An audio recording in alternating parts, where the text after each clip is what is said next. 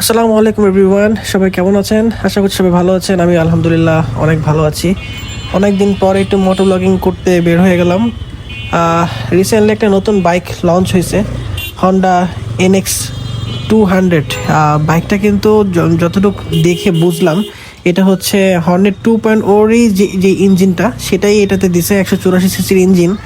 But সাথে এটাতে হ্যাঁ স্লিপার ক্লাস আগের থেকে ছিল হর্নেট 2.0-তে।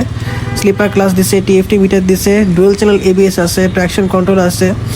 তো এই ব্যাপারগুলো অ্যাড করছে, এই জিনিসগুলো খুবই ভালো লাগছে। আর সবচেয়ে মজাদার ব্যাপার হচ্ছে বাইকটার প্রাইস নিয়ে। মানে বাইকটার প্রাইস হচ্ছে 3,15,000 টাকা। মানে 3,15,000 টাকায় আপনি ইমাজিন করেন একটা এই টাইপের একটা বাইক পাচ্ছেন। এটা মানে মানে ভাবা যায় না আসলে আমাদের বাংলাদেশে, মানে এরকম একটা প্রাইসে এই ব্যাগটা যে দিছে এটা অ্যাকচুয়ালি খুবই মানে প্রশংসার দাবি রাখে।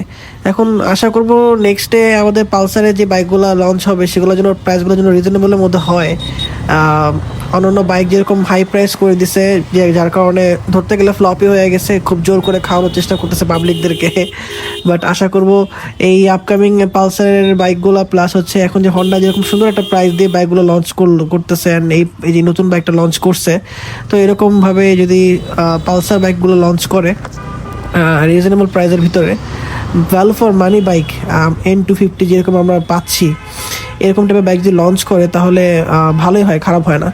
আর সাথে সাথে মানে একটা ব্যাপার আমি সবসময় বলি আমার ভিডিওতে, আপনারা বাইকের প্রাইস যতই কম রাখেন না কেন, বাইকে যদি আফটার সেল সার্ভিস ভালো না করতে পারেন তাহলে কিন্তু এই বাইক কখনোই মানে আপনার ভালো আর কি মানুষের কাছে আর কি ভালো বলে বিবেচিত হবে না।